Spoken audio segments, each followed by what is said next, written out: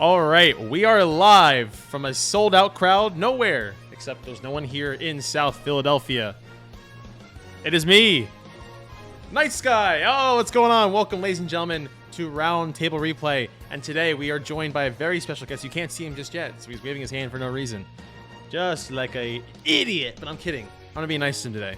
This is a bit different from our usual what would you call it? Shenanigans. We're actually gonna be talking about some ball. It's gonna be a good time. But ladies and gentlemen, enough yapping around. I'd like to introduce our special guest and first ever guest on Roundtable Replay. Rada cool. There he is. Oh, there he is. I see him right there. Hey. Oh, they can't hear you. Hold on, they can't hear you. Wait. I'm gonna wait. And hold on. Oh. Wait, how come they can't hear you? That's weird. What happened? Help! I think I actually did break it.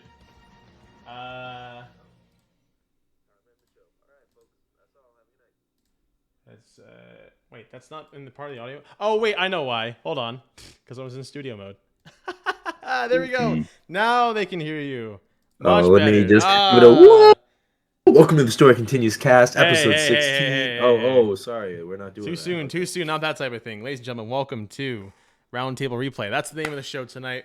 Of course, I'm joined here by Radical himself, Mista. So, Mista, this is, like I said before, this is definitely something different than what I've ever ded before. And, as much as I hate to say it, you kind of inspired me to kind of start, something different on the channel. If you don't know, obviously, he is a very big wrestling fan. And by, vicinity, he has brought me into the wrestling world, especially when it came to WrestleMania, as this year was in Philadelphia.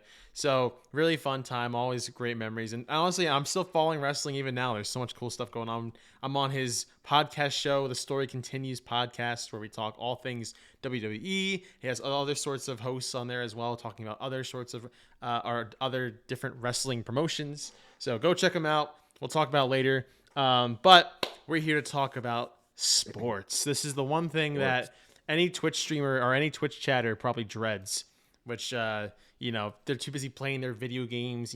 Screw video games for tonight. We're talking ball. All right. This is something fun. Of course, he comes prepared here with his Red Sox water bottle. Gross. I got my Phillies hat here, looking very nice, very clean. Gross. But all jokes aside, welcome to the show. I'm glad you're here. Would you like to say something to the crowd watching real quick? Yeah, man. Appreciate coming on. Appreciate the invite to come on. Episode 2. You out here. You had the pilot episode. You yapped. I actually found out about it because Fahad leaked it to me. He was like, "Look at this guy, Night Sky. He's just yapping, no reason at all, talking about all the sports." So that's how I found out about this show series. Oh, hold on. Yeah, excited to come on. There we go. Yap all about sports. We had our fantasy football league and all the other sports going on, and a classic big city rivalry, Boston, Philly. So plenty to talk about, I'm sure. Of course. I don't know why you keep disappearing on me. There we go. I'll just put you over here. That looks better. Wait, now you're gone. What the hell? I'm so confused. What's going on? Okay, my stream's being stupid, but that's all right. We'll just yap here for the moment being. I can't put you here. Nope, it doesn't like me doing this either. Okay, well. The integrity here is definitely at an all-time low, so we'll get to that later on. But enough out of me. Everyone, if you are a lurker, please enjoy the vibes. Treat it, and this is the goal with this show, too, is that, I'll say it real quick. Obviously, the audience that I have here is not very big into sports. We know that. I mean, same with your audience when it comes to wrestling, too. Maybe not all of them are into wrestling, and that's fine. But the goal for this show, what I wanted to is, one, I want to combine the love of sports and just content creation into one. And that's not saying I'm going to completely forget everything else I'm doing. That's not what I'm doing at all. I just want this to be a way for me to kind of express just how I feel about sports, what's going on in the sports world. It's cool because it's, believe it or not, it does have an impact on a lot of stuff that happens, especially in this country. This country revolves, one of the things that revolves around is sports. Just look at how much money is spent going into like stuff like the Super Bowl. And even our first topic later on, which will be the Mike Tyson and Jake Paul fight. How much money went into an event like that and how much reach it got from that. So obviously, sports is very important in this country. But I just want it to be a way for me to kind of, just express how I feel about sports, bring people on who also love talking about sports, who might not get a chance to necessarily do so, or if they have their own little sports show that they do. it's just kind of like a good kind of mix in between. So that's the goal of this show. Treat it like a radio show too. If you don't want to see our ugly mugs, that's totally fine. Just have our audio on in the background too. All things considered. But with that being said, I'm going to stop yapping for a second and give Radical here the time of day and say, hey, well, listen, I brought you on obviously because you're a big sports guy. However, it's the city that you're a sports guy for. That's the bit of the difference here. But I'll let you talk about that, of course. Explain your well, why should you be on this show in the first place? I invited you on, I'm a friend of yours, but why should you be on this sports talk show?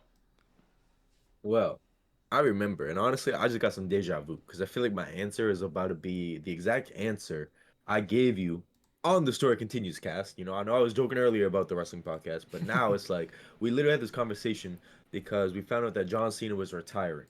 And then I went on a whole rant about Boston culture. So here we go. Take two. Oh, here we go. So the whole thing with Boston is obviously John Cena is from Boston. That's where the correlation came in. But Boston is just as is Philly, as is New York, as is I'd say like LA's in there, a couple of the major cities. But Boston is 100% up there where we're title town, sports culture. Ever since I was growing up as a kid, it was like Red Sox, Patriots, Celtics, Bruins. They all had won like a title. So in my lifespan since being born, for most people my age, like right around that 2000, late 90s mark, anyone that grew up here in Boston, you got to see 6 Super Bowls, 4 World Series, now 2 NBA titles, and 1 Stanley Cup. You got one of them all. Some people go their whole life, some sad soul in St. Louis, Missouri. This man never got to see a Stanley Cup win. This man never got to see a World Series. You know what I'm saying? Hold on, wait. So, did the Blues win like a couple years ago though? I said St. Louis, and I was like, ah, shit. Oh yeah, you got the Cardinals too. Oh, you fucked up. You don't know ball. I knew it. Cleveland. The Browns ain't winning shit, so they ain't see no Super Bowl. But that's what I'm saying. Is like I definitely feel like I could definitely take it for granted or overlook the fact that being from Boston, where you had Tom Brady, David Ortiz, all these iconic sports, these stars, these legends, figures, stars that just brought the city championships. It definitely can get overlooked. You're like, damn, I got a friend in like Cleveland, and they don't even know what like 500 season is in football. Like they're so used to just losing, Yeah, true. Yeah, I guess long story short is I feel like I just grew up in a city that is just part of your culture. Even if you do not care about sports, you're gonna hear about it because it's just shoved in your face in the city. And yeah, I kind of really embraced it. Obviously now I work in the industry, sports broadcast. But yeah, it's just always been something I've taken an interest to. I always wanted to work at Fenway Park where the Red Sox play, and it's just so fun. This is my last point. Then I'll stop rambling. No, go ahead. It's just so fun to have something to like root for and look forward to. Like I look forward to Sundays because you can just rot and watch football. Like I like looking forward to a new Red Sox season, a new Celtics season. I'm hoping the Celtics repeat this year. It just gives you something to kind of escape from life if you're struggling at work or struggling in life in general. You just get some free entertainment and watch some athletes just duke it out, So, yeah, that is why I feel like I am worthy to be on Mr. Sky's that's Roundtable great. No, series. Very good point. And that's the other thing too. As I get older too, I mean, when you're a kid, I think it's really important to emphasize as well. When you're a kid, you're born into a sport. If like your family's a sports family, you're born into it. Like right out of the gate, if you're a baby, odds are your parents are going to dress you in like like a onesie or something with like their favorite sports fans on. They're going to take you to parties. Sometimes, the lucky babies sometimes go to games as well. Sometimes you see on like the camera, you see like some babies in like a costume or something. So they're living the high life. But basically, you're born into a sports family. And, the thing is, odds are you're supposed to stay in it. Obviously, I believe that you have like one moment in your life where you can switch teams, but that's like before you become a teenager.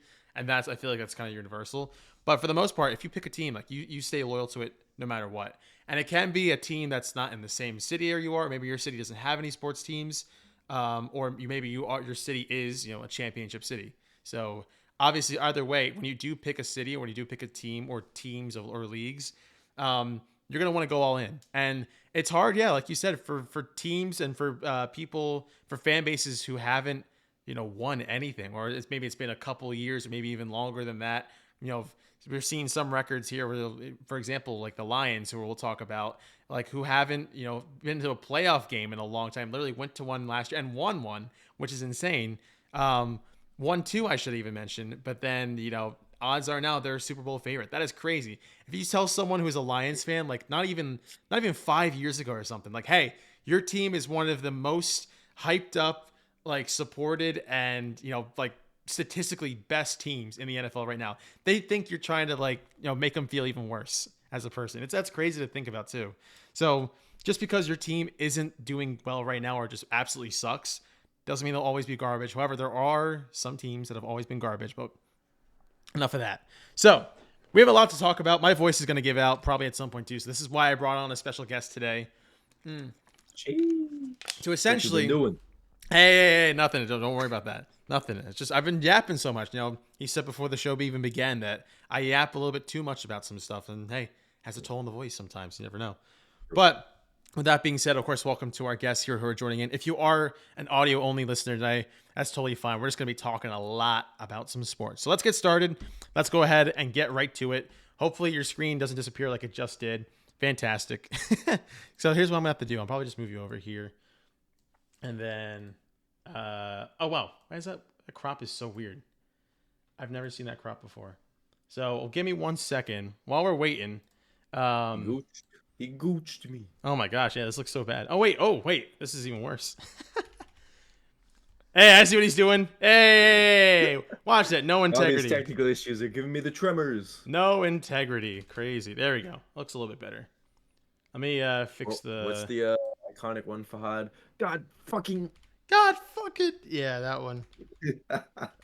There we go. Man, hey, Fahad, see you on Death Note after the stream, bro. Yeah, okay. This will have to do for now. We'll let this run. Okay, actually, that looks even bad. Or even worse. I think it's the bottom. Let's do 100.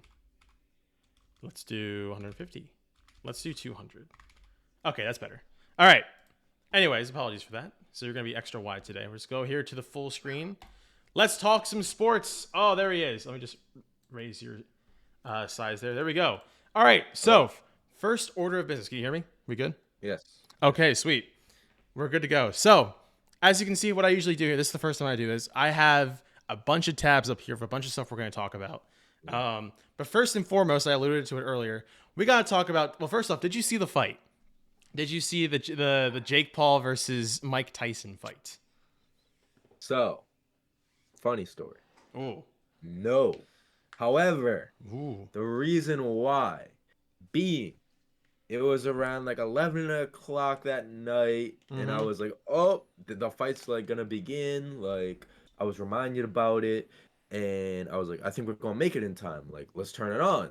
So we go to open up Netflix and turn it on, and man, this shit lagging. And then I saw all the memes on Twitter about friggin' Netflix just crashing, not being able to handle the stream and whatnot.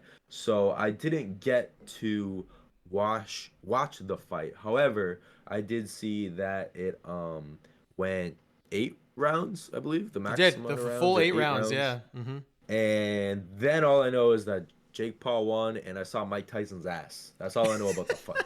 That's all I know. Mike Tyson walked away after an interview and was cheeked up, bro. Mm-hmm. Crazy. No, the funniest part too is that was his son he was interviewing too, or that was interviewing him. No. So that was the craziest thing. So he talks to his son, gives his son a kiss, and then he walks away and you see his cheeks just right there. I'm like, first off, my entire family was watching with me. It was Friday night. We had nothing else to do.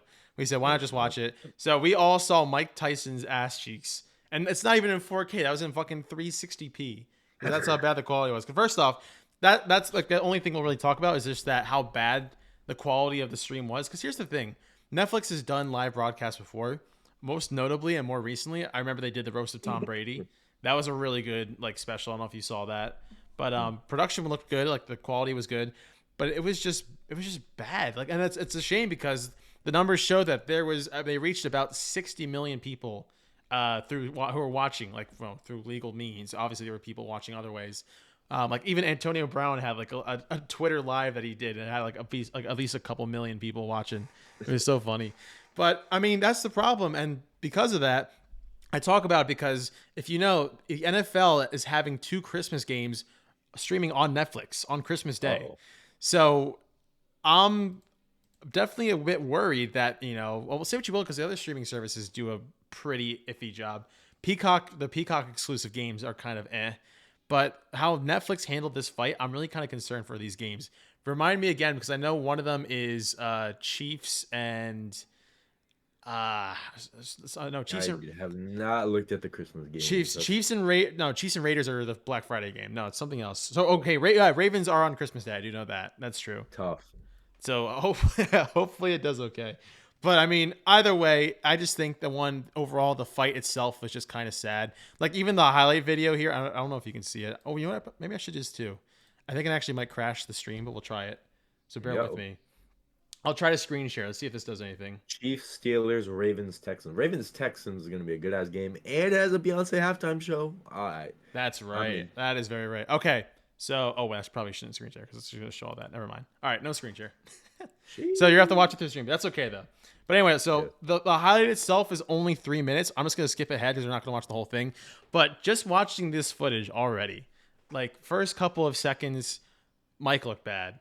Like he definitely, it was showing his age. I mean, for a couple, he had a couple instances where he looked like he was able to throw a couple good punches. But look, he kept biting his glove. That people were kind of giving their own theories about that. But overall, Jake just controlled the fight. And I think, if anything, this was really all for money because Mike Tyson got paid $20 million. I think Jake got paid $40 million, which is insane. And obviously, it had so much reach that like the world was watching this. But like as practically. Yeah. It sucks because you look at the reputation of Mike Tyson. They just showed it here. Look at that 50-6 record with 44 knockouts. That is absolutely insane. And so and this record did go on his permanent record, so it is now 50-7. That 7 being a loss against Jake Paul. I don't know. What do you think about this? This is just, I don't know, man. Well, you see, as a wrestling fan, I'm a sucker for these boxing matches. As Fahad said in chat, like. Yes, at the end of the day, Jake Paul is making boxing popular. Same with Logan Paul, same with KSI. They were the first kind of creators to like get into that. And then before you know it, there were like huge creator events that were doing the boxing or mixed martial arts, whatever it was. So I'm a sucker for these fights. Like, when Mayweather fought Pacquiao, I was doing the pirated stream. When it was like friggin' what was the other one? Mayweather fought someone else recently and like it was big. I had to watch that one. McGregor. Oh yeah. Oh, I had to watch that one. Mm-hmm. So it's like boxing is definitely back on the come up. However, with this one, it's like I don't know. I kind of see through the propaganda. It's like these Paul. Literally, if I just stole exactly what I was about to say, these Paul brothers. I got a little more respect for Logan because he's out in WWE, like training, taking it seriously, like in the ring with the greats. I know it's wrestling, it's fake, but. I think with Jake is like you're fighting Mike Tyson. But like in his prime, Mike Tyson drops you in 3 seconds, bro. Yes. You're facing a 58-year-old man. Like look, even that's right out of the gate here. Like he's moving fast. Of course he was like nursing his leg the whole time, but like look how he can throw violent punches. He could quite literally have killed him. However, it's just it's the true fact that age is undefeated. Time is undefeated. Yeah. And exactly. Father time. Yeah, and say what you will about overall, and I think Fahad also had a good point saying that, Jake is definitely he succeeded what he wanted to do was bring this much attention to a headline match that was this insane. Now, same with the other fights too. A lot of them were really good, especially the women's fight. That was a really, really good moment. But overall, I think Mike Tyson, I think he should be done. I don't know if you noticed, but there was a bit of a second where he kind of alluded to the fact where he was like, oh, like, what would you do? It's like, oh, could take on Logan. And Logan's like, Mike, I'd kill you. I'd murder you. I'm like, no, please don't put fucking Logan in the ring too like this. Oh, God. So I don't know. Overall, I mean, definitely it was a late fight and a lot of people were tired and the quality just did not. I'll tell you what, even if the quality was fixed, the fight itself was just kind of iffy. But I think the quality is definitely something that ruined it for the most part. But it is what it is. But moving on, we're going to talk about everyone's favorite section here. Football. Tee-hee. Woo, football. Oh, yeah. Moving forward here, we got a couple of big stories to talk about here. First things first, the Jets. The Jets, man. Shout out to all the New York fans out there because we know quite a few. But these last couple of years, especially for the Jets, just been plummeting. And I think, say what you will about the hope that Aaron Rodgers had, or people had for Aaron Rodgers. Last season obviously goes down with that Achilles injury for the entirety of the season after 4 plays, which is still something that is running still out with the flag. the flag and everything. USA. Crazy stuff. And now this year he's in, he's playing, but you can tell, same what we talked about again with Father Time, or even just with age. Age is showing 100%. Rodgers is not the man he used to be. But even so, you'd think that they would go out and get people to kind of help him out, whether it's receivers or his O-line or even just, people to be like, okay, hey. But no, you bring in some of his best friends. You bring in Devontae Adams. You bring in, not even, you don't bring in people. You fire your head coach, Robert Saleh, like a couple weeks in. And now this is the biggest thing here. Firing their general manager after, I pulled up here, there's the record real quick. The worst win percentage in NFL since 2019. Yikes. Absolutely insane. So let's go ahead and zoom in on this here real quick. So check this out. Under general manager Joe Douglas, the Jets had a 30-64 record since 2019. That's tied for the 3rd worst record in the NFL over that span after the Panthers. Panthers have been garbage, but that is also just really sad. These 3 teams right here are definitely, struggling mightily, especially this season. However, I will say the Panthers are kind of on like a midpoint too. Bryce Young is showing some signs of health, but I don't know. What do you even say to Jets fans at this point? So what would you even say to them? I just say, more of the same. The Jets have never been good, bro. Look, yeah, that's right. You're in a division with them. Yeah, that's right. Exactly. As a Patriots fan, it's now time for us to be trash, okay? Like we had our Brady, we had our rings, our bowls. It's time for us to rebuild and feel some pain. The same pain that the Buffalo Bills have felt, the same pain that the Jets have been feeling. I don't even think have the Jets ever won a Super Bowl? I don't believe so. They have, I think.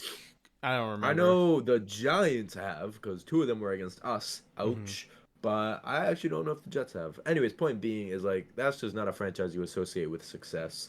And then you did take the words right out of my mouth that it was like technically the Jets did bring in someone by getting Devontae Adams, one of Rodgers' best friends. Of course, they played together in Green Bay. Mm-hmm. Yet it just was not a needle mover, which is crazy because at the end of the day, Devontae Adams, even in fantasy, mm-hmm. is like, a top, 10, 15 wide receiver. And like that still wasn't enough to awaken Rodgers or just the Jets in general. At least on offense, I don't think they're lacking talent. They already got Garrett Wilson, Breece Hall, friggin' Devontae Adams. And then, so many times Rodgers was compared against Brady as the GOAT. Yet, I think we know who the true GOAT is. Oh. Come on. Sit down, everyone. Sit down.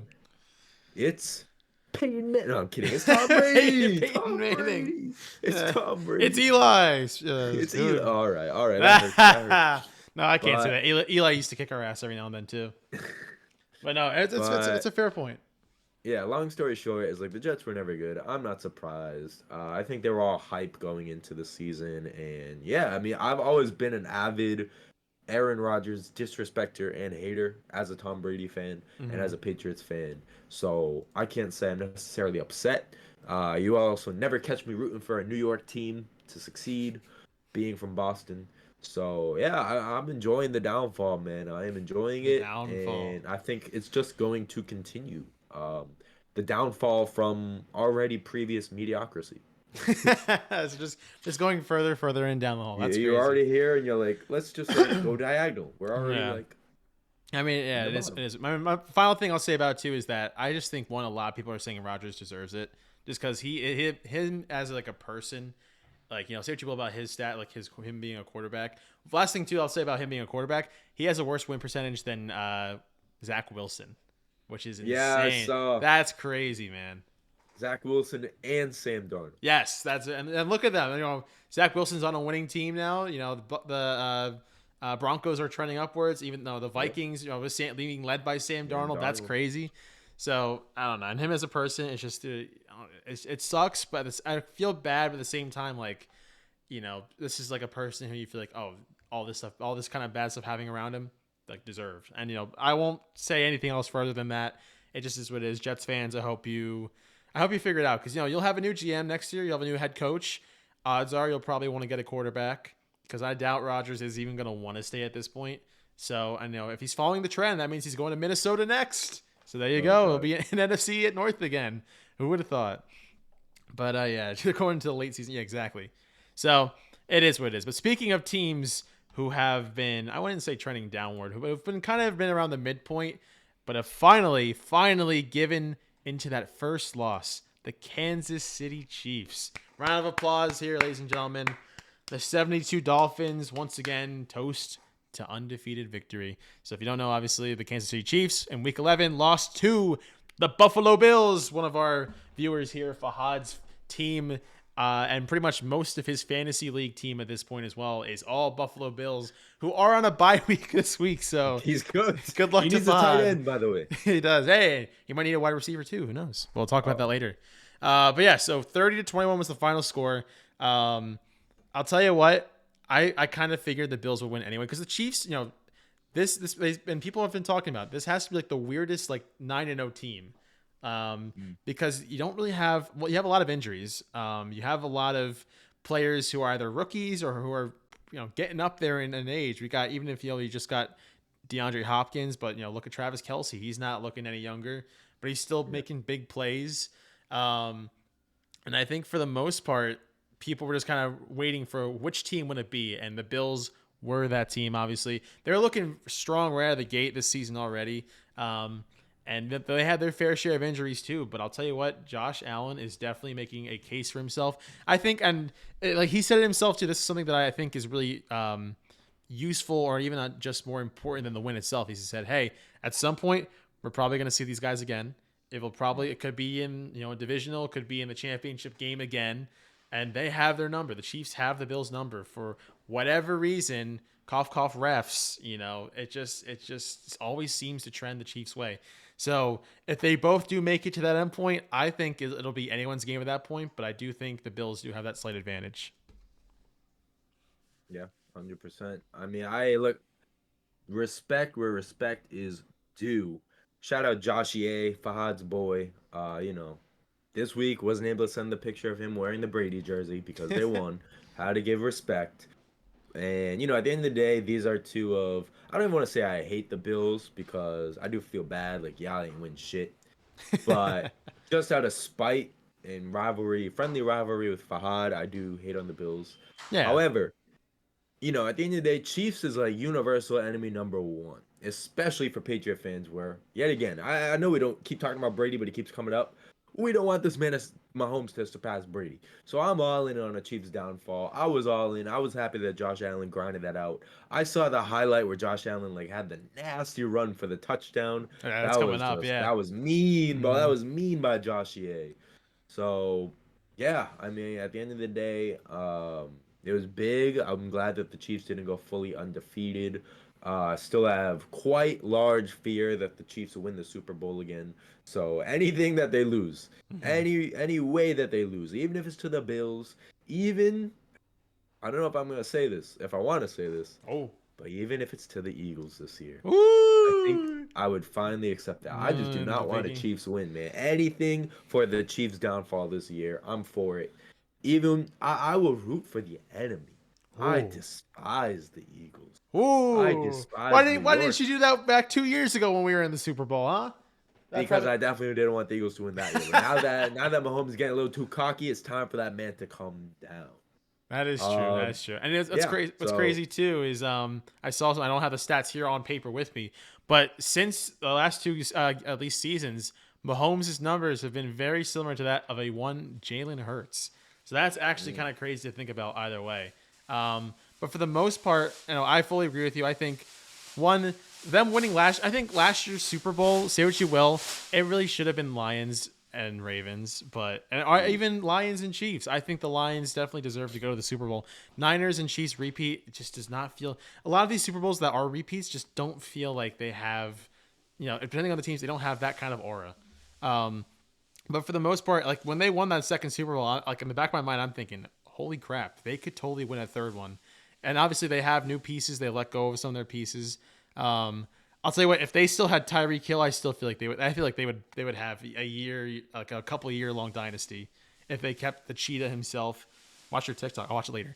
But overall, I think it's a really good win here for the Bills.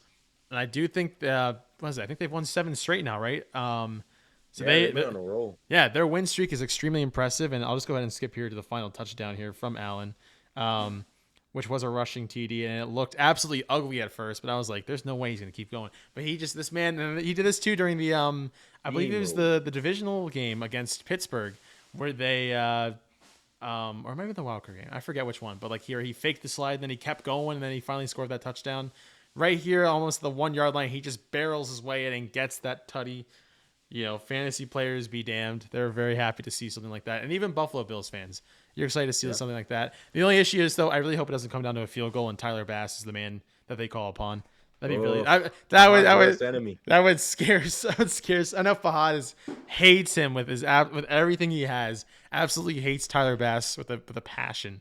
So let's hoping it doesn't come down to a field goal. But enough about the chills. The Bills and the Chiefs. The chills, the head tremors. Chill dude. Oh, chill dude. Just a chill dude, guys. Welcome to the stream. Enough about that. Two of the last NFL things we will talk about are the current rankings and standings. Obviously, here, let me try to zoom in just a little bit more so you guys can see. Sorry, there's some text that's getting blocked in the way. For the AFC East, you have the Buffalo Bills in first place with a 9-2 record. Last place, the New England Patriots, the 3-8. So well deserved. Also, but tied with the Jets too, and the Dolphins are definitely kind of just been coasting somewhere in the midpoint, trying to get back to 500. And the North is definitely a big surprise already, with the Steelers having the best record so far, 8-2, compared to the Baltimore Ravens 7-4. Ravens are definitely being a little bit suspect as of lately, but I do think that they are going to bounce back at some point. Do I think they'll take the division? It really boils down to how that last Pittsburgh game goes against the Ravens. So we'll see how it goes with that. Obviously, the Bengals have been struggling this year, even though you have two of some of the best fantasy players in Joe Shiesty and Jamar Chase putting up mega numbers, but yet they have no help at all. It feels like LeBron on the 2018 Cavs, For real. It is what it is. And the Browns have just kind of been I do think now that Jameis Winston is their quarterback, definitely don't think they're going to improve too much, but I definitely think they'll at least try to improve their record. The South, the Texans have actually finally gotten a win after a 2-loss streak, which was really unfortunate that they lost to the Jets, but also very kind of, telling that the Lions of all teams would beat them after making an extreme comeback in that second half game. But they have a 7-4 record after defeating the Cowboys, who absolutely are garbage so far. You love to see it. The Colts, they're 5-6. Anthony Richardson coming back. Tennessee Titans 2-8 with the Jacksonville Jaguars at 2-9. That's very sad to see too. I think the other thing too I will allude is that Jacksonville, like the last 2 seasons, ever since they made it to the playoffs, have just been trending even more and more downward. And I think Doug Peterson's going to get fired at some point. It sucks. He's the coach that helped us win a Super Bowl against the New England Patriots. Classic time. We even have a statue of the man, but it really is sad to kind of see him trending downward like that. And last but not least, in the West, the Chiefs, 9-1 record. Ooh. But I will say this, it's surprising. Say what you will about the Raiders, they're just kind of in the gutter. But the Broncos and the Chargers are making a push. And I think that's very surprising compared to the last 2 seasons. These 3 teams have been doing absolutely nothing, and the Chiefs have always been riding away with the West. But I think the Chargers have a good chance of potentially even catching up, maybe even trying to take the division. Who knows? Yeah. I think right there, just to butt in with the Chargers, that shit's been impressive because just a season or 2 ago, they had mad talent. They had Austin Eckler back when he was in his prime, one of the top running backs. Literally in fantasy, Eckler was default pick number 1, aside from McCaffrey. So they had Eckler, they had Keenan Allen back when he was in his prime. They had Mike Williams back when he was going crazy.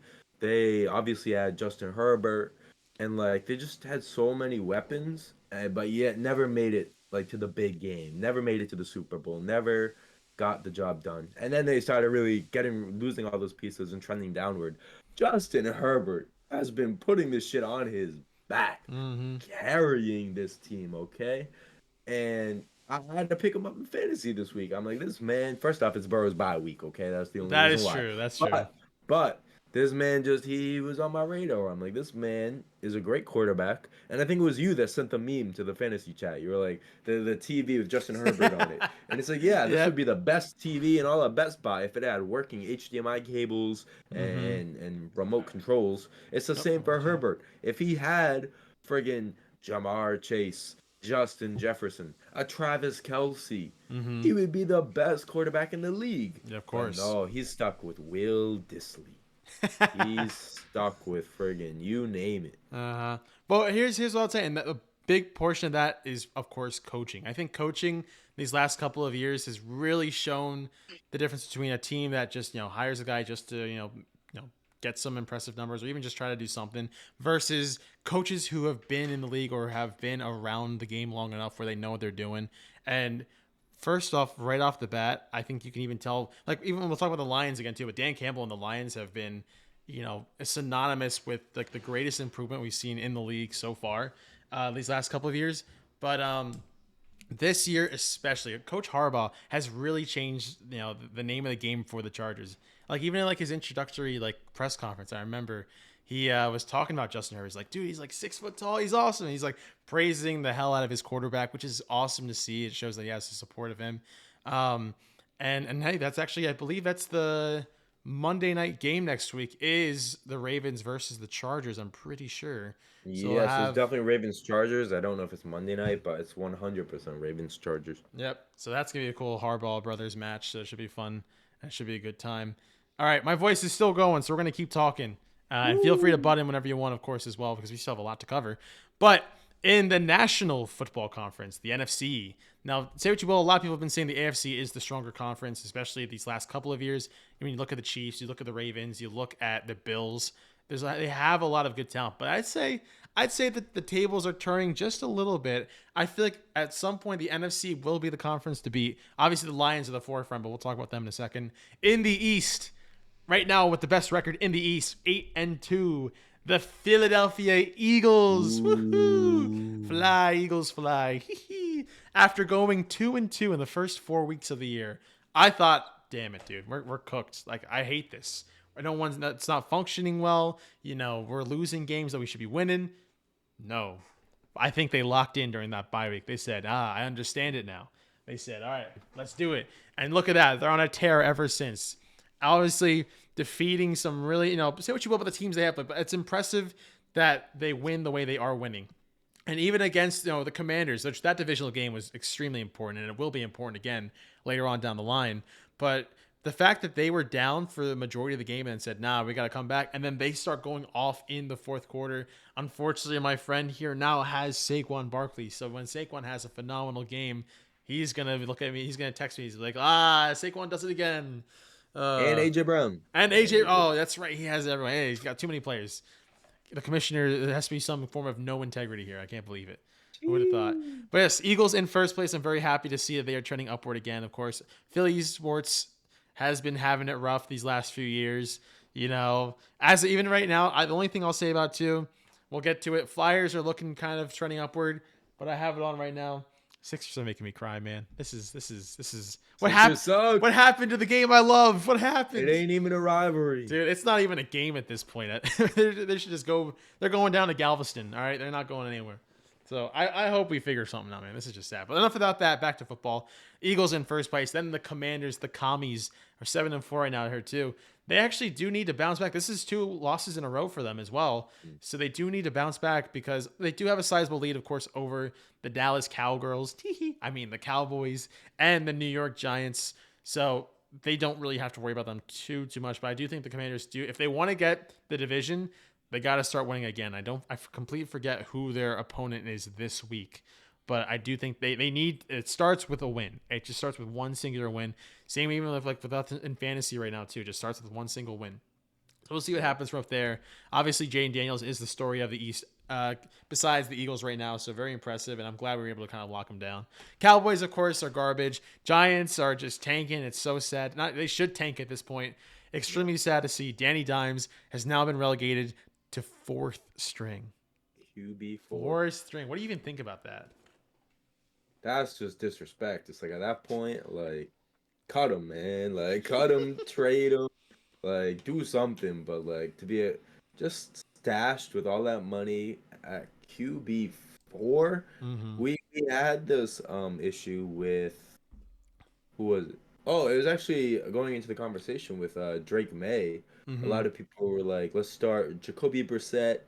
Then we drafted another guy, Joe Milton, and we'll make Drake maybe the QB3. And the whole argument here in New England was like, that's disrespectful. A first round pick to be a QB3? That's definitely how Daniel Jones is feeling. Like, Mm-hmm. really? You gonna make me QB4? Like, I get it. I haven't been playing good, but I don't know, man. That's like, you have given up on that man. Like, his confidence is fucked. Like, his career is gonna just be shaky. Like, that's how I feel. It's never a good situation when you have to put a young quarterback that you're paying crazy money Mm-hmm. or you have high hopes on, like at such an awful position. Yeah, and to make matters worse too, I was watching like a TikTok about it. The Giants drafted Daniel Jones the same year while Josh Allen was available. So that is crazy to think that Ouch. so many what ifs, or I think a couple other quarterbacks as well. But I mean, that's the other thing too. I know my dad says this a lot. Is just, you just don't know at that point. You're taking a gamble, on these players. Obviously, if they're in college, you see how they play in college. You're hoping it translates well. They might not do it right off the bat because sometimes rookies do have that ceiling, especially with rookie quarterbacks these days. Now, they'll tell you what though, this season's rookie class has had its ups and downs, but I definitely can see a lot more positives. But you really just don't know at the end of the day, so it's unfortunate. I do feel bad for him a little bit. As an Eagles fan, I feel so happy. I wish they should keep Daniel Jones as QB1 for the next 10 seasons. I don't care. That's fine. Free wins for us. I'm totally fine with that. But it is what it is. So Giants fans, sorry, man. Just start looking at those draft picks. That's okay. But moving on to the North. Oh man, the Detroit Lions. Who would have thought? We said it earlier. 9-1 right now. Insane stats, insane players, insane win margins. The way that they win games, it's not just by a one-score game. It's by multiple. And it's Yeah. not just that it's just because they're strategic. No, they beat their opponents down. They don't care what it takes. It's all grit. Dan Cable said himself in his opening press conference, just got to bite some kneecaps. All you got to do. And Hell hey, yeah. they're proving it. Followed, of course, by the Vikings, who actually were pretty, I would say, early on the crowd favorite, but definitely have been kind of coasting right alongside behind them. But I Yeah. could definitely see them winning some more games and potentially even maybe trying to battle against Detroit for that number one spot. The Packers looking pretty good too as well, 7-3. Jordan Love doing a good job. The Bears, Yep. though, we talked about it. The roof with the rookie quarterbacks. The number one overall pick, Caleb Williams, not impressive so far. That's what he has his moments, but I just think he's not as impressive. Yeah. Definitely not like Jaden Daniels. No, not at all. But it is what it is, man. Well, hey, if you're a Bears fan like Seth Rollins, you hate Oh, football. I hate football. You hate Yep. football.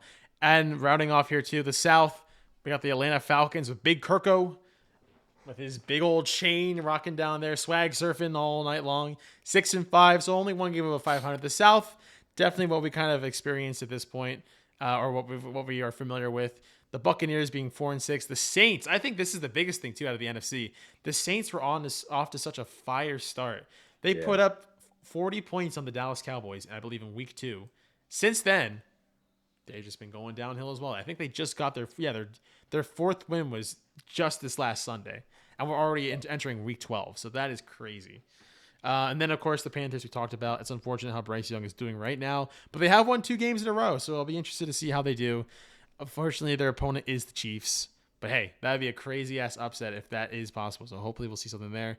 And with the West, rounding off the West is definitely, I think, the most confusing out of these 4 divisions in the NFC. You got the Arizona Cardinals, who are 6-4, leading the division. But then you have 3 teams, 5-5. The Los Angeles Rams, the Seattle Seahawks, and in 4th place, deservedly so, the San Francisco 49ers. Yeesh. Laps in chat. What do you think about that? You have McCaffrey on your team, and are they Yeah. a 5-5 team? No. It's very puzzling how the Niners are just so mid this year. Yeah. Especially after being at the Super Bowl last year. Complete opposite of what the Chiefs are doing. Oh, 100%. Yeah. And I think as you just looked at it, I think the first 2 NFC divisions are very strong, and then the bottom 2 are Just where it yeah. just falls off. It's cloudy or like teams are mid. Yeah, I think it's puzzling. I don't really know why the Niners are just not getting the job done. I mean, their defense has been good. The offense, I mean, you got all the freaking weapons, bro. Purdy's been in his bag. You got Kittle, who's been literally the Yeah. best tight end in the league, aside Mm-hmm. from Kelsey and Bowers over on Vegas. Mm-hmm. You Um, do have that, yeah. and yeah, you got McCaffrey back, Debo But Samuel. you You have your had injuries Brandon though. Ayuk. Hold on, I'm streaming, yo. Yeah, you did have Brandon Ayuk. Yeah, it's trash night, unfortunately, chat. But speaking of trash, the That's it. Niners. But it Got is him. true though. But yeah, I think because here's the thing too, you have to account for the amount of injuries that they do have, and Yep. you're looking at players like Debo is definitely he's been because he's coming back from an injury, so he's looking kind of iffy. You're looking at Kittle, who actually was just out for this last Sunday, but he did say he is playing again this Sunday because I do have my own fantasy. So I do want to see him produce some stuff, but it's just unfortunate. Ayuk especially too, that Yeah. season-ending injury. So you have big hits to them, and even right now, I believe I saw that said Purdy is questionable for this Sunday as well. Oh. So I'm a bit worried about that because, like you said, Purdy is definitely in his bag when it comes to putting up big numbers. So I'm a little concerned, but hopefully he can figure it out before Sunday. But Yeah. overall, with these standings in each division, it really is. I think we have our front runners. I think the Lions are definitely the team to beat.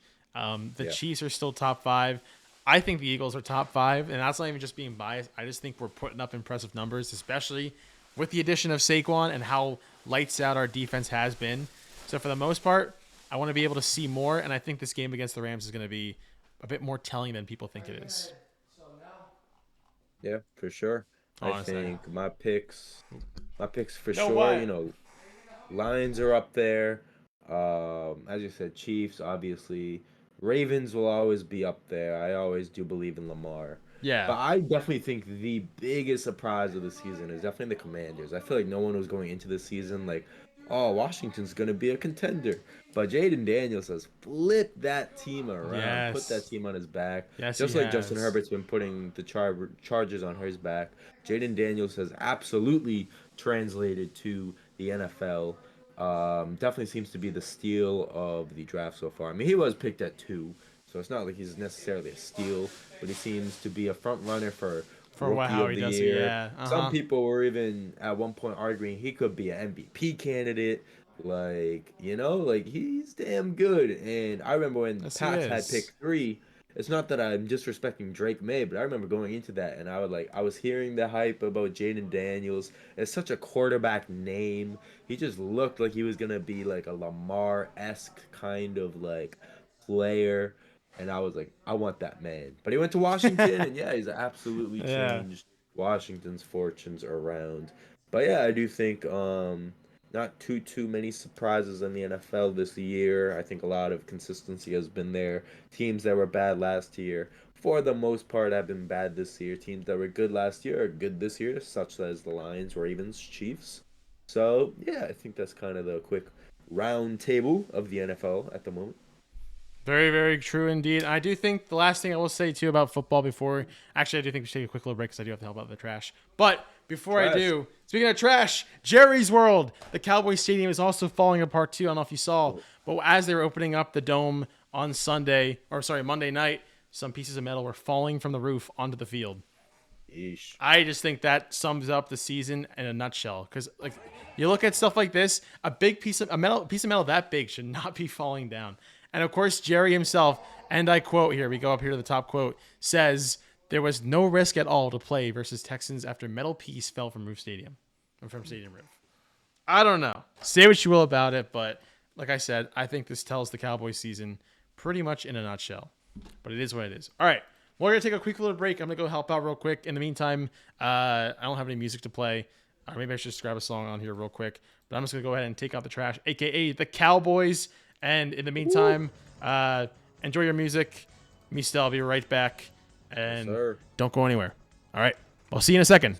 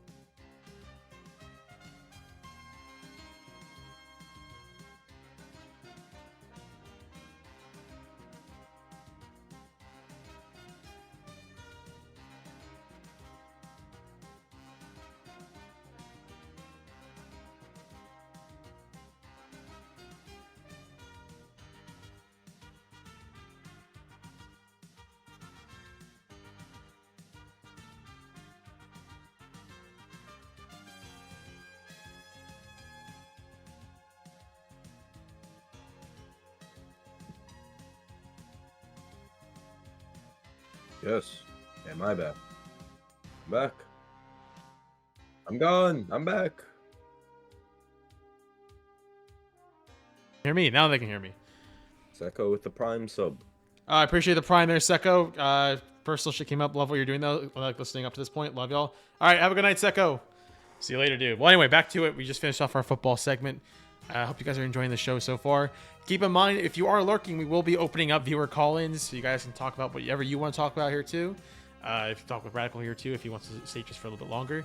But up to you guys. But real quick, we have only one thing really to talk about basketball, because I alluded to it before. Sixers not looking too good.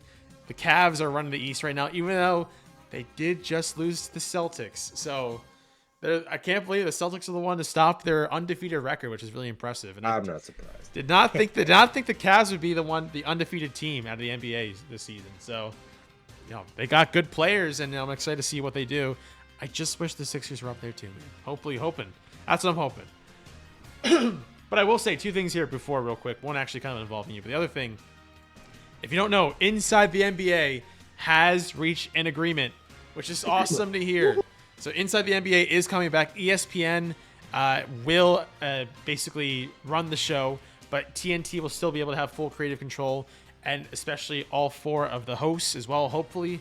But which is really good news, because that's probably what makes some of the NBA like the funniest there is, just because of Ernie, of Kenny, of Shaq, and of Charles Barkley, because they're just such a funny, like, sort of host, honestly.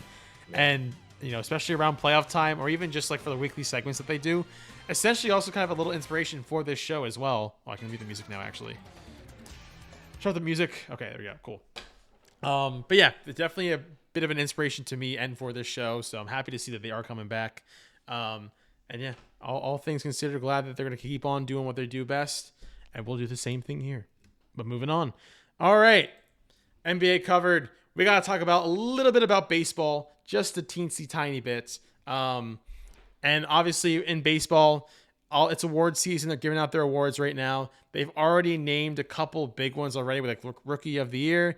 You got Luis Giolito being the AL Rookie of the Year, and Paul Skeens as the NL Rookie of the Year, which is very impressive.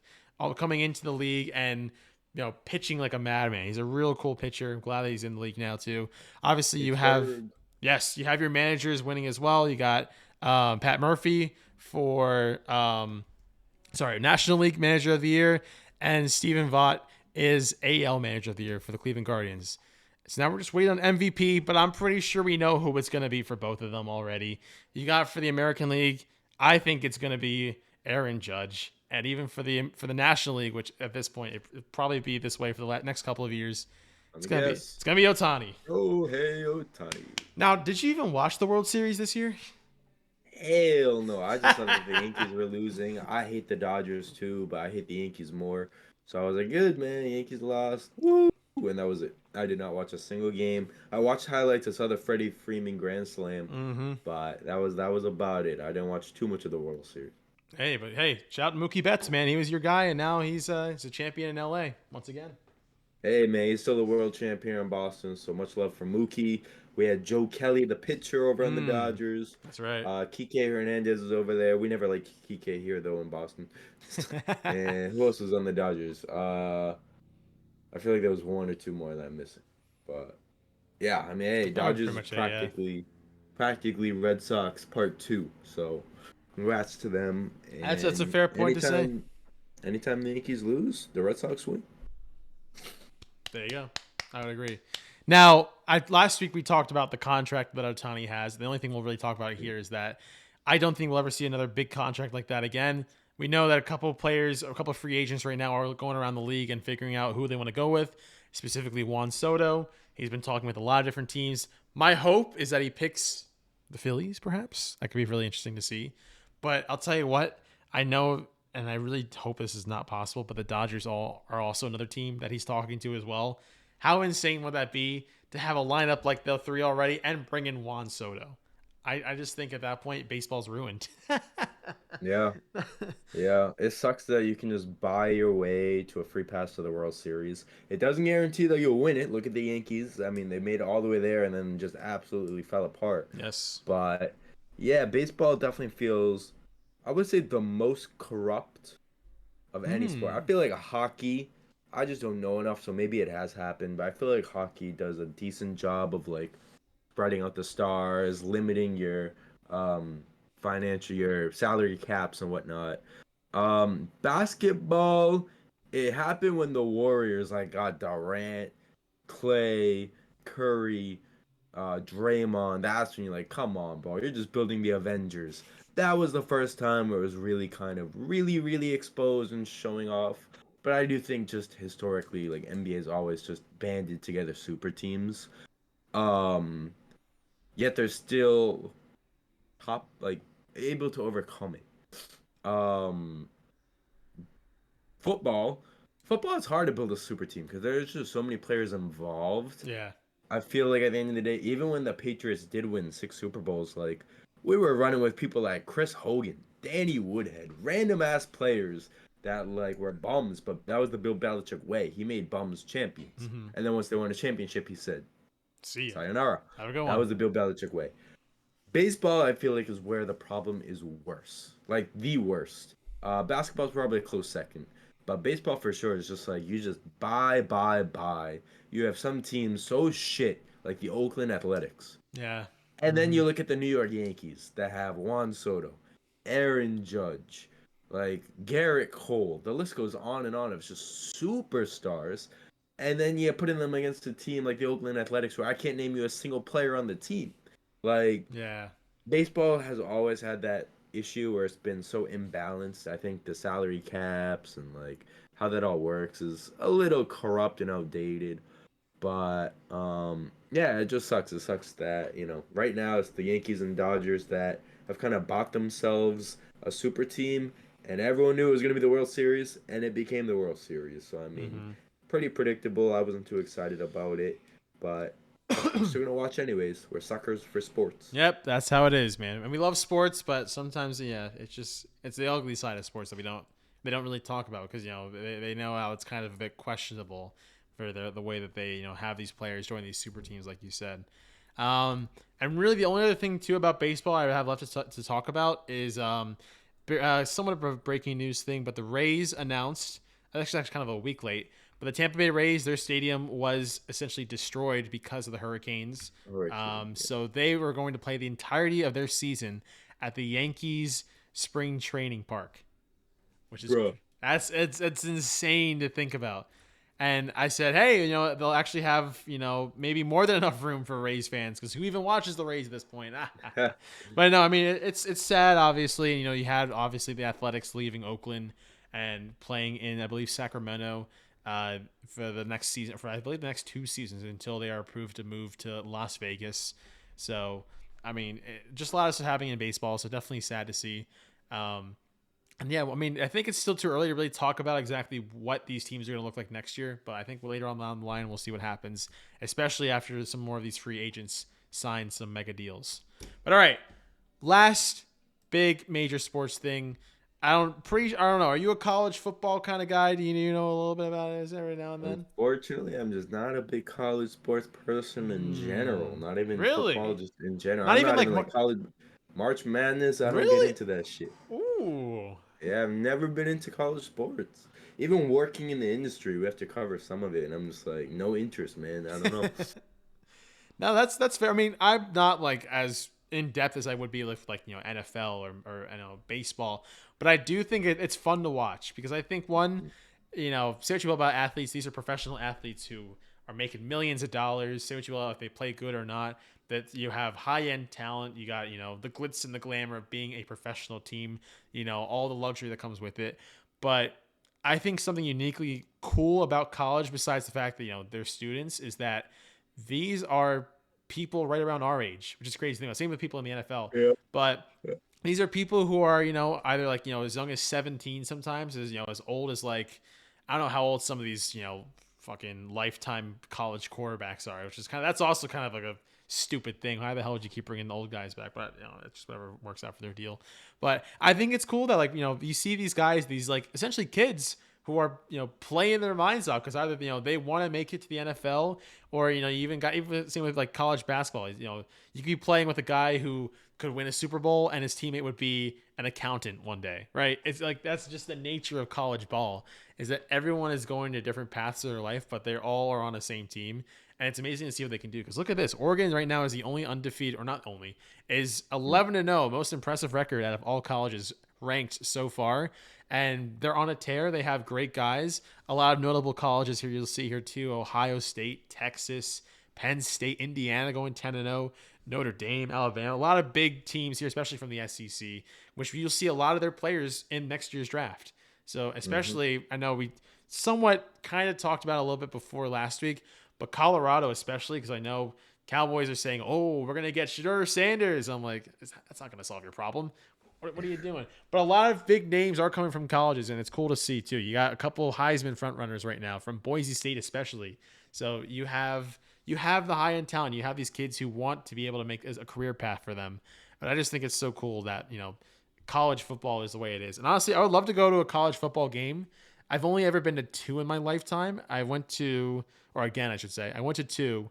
One was, I believe, the Army-Navy game, like years back. I think we still lost. And then the one, I remember it was like the championship game. I think it was like Florida State versus someone else. I forgot what year. I was actually in Florida for that game, so it was cool. Oh. It was really cool to be there. And I remember my family was there too, so I just gotta remember which bowl it was. But same thing. Like, I'm not as deep dived as I am other sports, but it's just kind of cool to watch every now and then. On Saturdays especially, I got 2 TVs back here right behind me, because we just technically got this one just to have. And on YouTube TV, you have the option of watching 4 games at once. So I put on 8 college football games on Saturday just to kind of have on in the background, and it's kind of cool. So I don't know. It's a setup. Say what you will. And the other last thing too I will say about college football is the Army-Navy game this year is going to be lights out, because these uniforms are beautiful. They are so nice. Army's got like the nice kind of like black looking, I don't even know what kind of like texture that is, like the arms or the shoulder pads and the helmets. The design's cool. Navy has like the skeleton kind of looking thing with matching the jets, which is awesome. And honestly, that should be a whole dedicated episode. It's just uniform stuff, but it is what it is. Yeah. Those are clean. Yeah, extremely clean. And last thing before we get to our fun little trivia segment, hockey. Last thing we'll talk about a little bit of hockey, because I know you cover the Bruins as well, and obviously a lot going on, because I know they just fired their coach, which is a shocker. But Jim Montgomery. Maybe it's just a sign of the times. Any comment on that before we dive into something here? Well, it was, from a personal standpoint, it actually was pretty shocking. I don't want to say shocking. I don't think this is the right word. There were murmurs at the office. Let's just say that this is coming. So I don't want to say I was blindsided, but it hit me a little different because, I've been covering the Bruins and the Red Sox for 2.5 years now, or almost 2.5 years. And like, I've like been in rooms with Jim Montgomery, like covering his like media pressers. I flew on a plane with Montgomery to Montreal when I had to go on the Bruins plane. Like, I've been around this guy. I've like seen him the first year that I was working there. The Bruins had the crazy season. They were number 1, had the historic winning season. And like, to see like how you can be from here this close to winning it all to just like fired, it was crazy. Like, it's kind of hit me. It's not hitting me to the point where it's like a family death, when like Brady got traded. It's not like that, but it was more of like, damn, like I kind of like, this is like my everyday work, and like now it's different. Like, he's not gonna be around anymore. It's now just a chapter in my career and in my life and in Bruins fans' history. But yeah, it's very mixed reviews. A lot of people are like, good, like fire Monty. Other people are like, what? Like, he's a winning coach. He has like 100-something wins, 40-something losses. Like, no, this was stupid. So it's just kind of going crazy right now in Boston. But yeah, it's official. It went through yesterday. It's insane. I mean, like, I agree too. There's sometimes like you could have a coach who's doing phenomenally well, takes their team to a championship, may not even win or lose, but then like a couple years later, out the door. It's just kind of like the nature of how, especially for like, I think you see that a lot. Football especially, you see like coaches getting fired or even just staff. I think it's a lot rarer or not rarer, but like a lot less likely in like games like hockey when there's a lot of games to play. Baseball, especially, it has to be extremely drastic to fire a head coach like that or a manager mid-season. It happened with the Phillies at one point. So, I mean, it's sad, obviously, but if a change is needed, then a change is needed. That's just how things go. All right. Last thing about hockey too. Speaking of, because we were talking about it because they just played the Bruins, but the Washington Capitals, Alex Ovechkin is, I believe, yes, 27 goals away from breaking the record, the all-time scoring record held by Wayne Gretzky, which is insane. And the dude's like, what, 39 years old? He's like old at this point, man. He's still skating. I did just see during my research today that he did just get injured from that last game.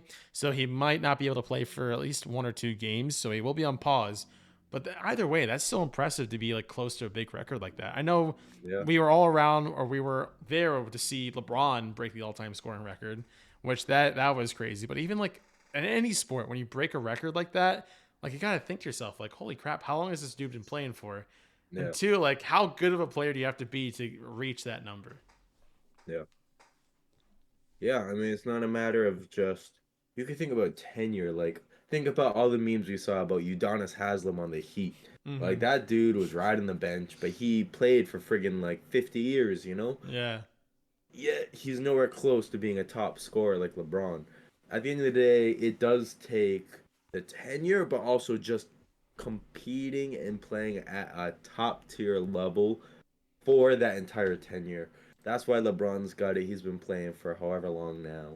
And yeah, Ovechkin now being, I just read, like his 20th season now, playing at a top level. When you think about the best hockey players of our generation, his name's always up there, if not like dead clear cut number 1. Mm-hmm.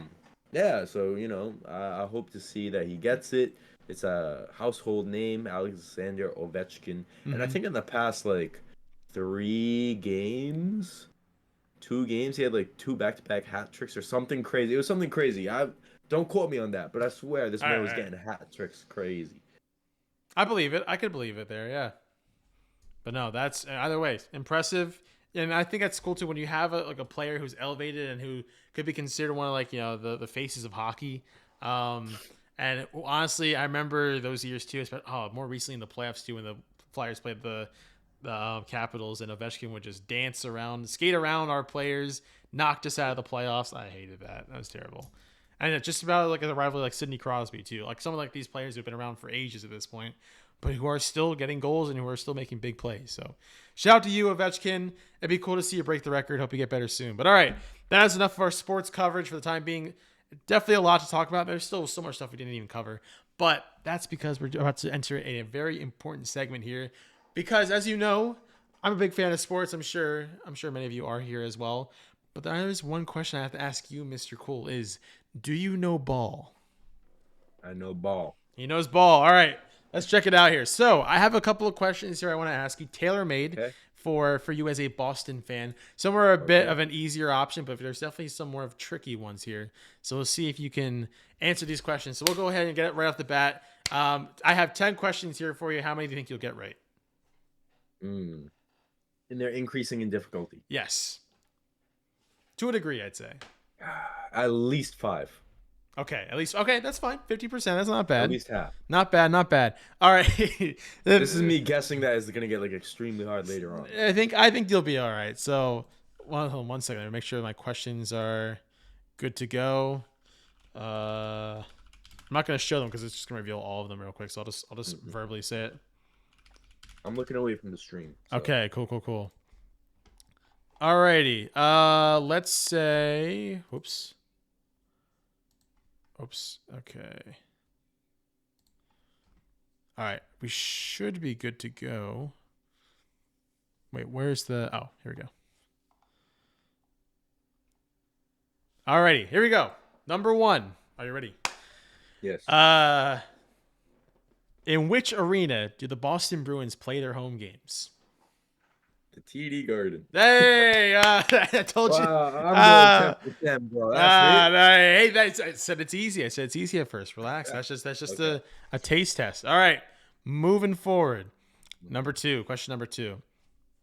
Who is the legendary Red Sox player famously known as the Splendid Splinter? Oh, I'm already fucked. I actually had no idea. Yep, Really? nope. Good thing I said 5. Take a Well, gander. okay, Splendid Splinter. It's a pitcher, Okay. right? Yes. Okay. What the fuck? Oh no, sorry, he was not a pitcher. He was Oh, he's not a actually pitcher. a position player. Oh God. You probably won't get Yeah. this. No. Oh, yeah. Can I get a hint? Yes. Okay. He played in. Oh God. Let's see. You say some dumb shit like He played. 1986. He played in the 40s. What the fuck? How do we go from the TD Garden to me naming a? Listen. Red Sox I used sport? a website for this, man. This is not. This is definitely tricking me up What too. the- I have it. I have the answer. All right. Ted Williams. Yes. Oh, that was a guess. No way. There's absolutely no way. Yeah, Complete the answer is guess. Ted Complete Williams. Congratulations, Ted. Complete Theodore Samuel Williams. Congratulations. Damn. All right. Well, you stumped me. You got me with that Yes. one. Never heard that nickname in my life. The Splendid Splinter. He played left field. So it might just be because of the way that I don't know. Like maybe like he hit the ball where there's splinters everywhere. Who knows? Sorry. I don't know. Maybe I don't know ball. All right. Anyway, All so right. moving on. Call me the Cleveland Cavaliers. Hey, there you go. All right. Well, this isn't hard. What the hell is this? Okay.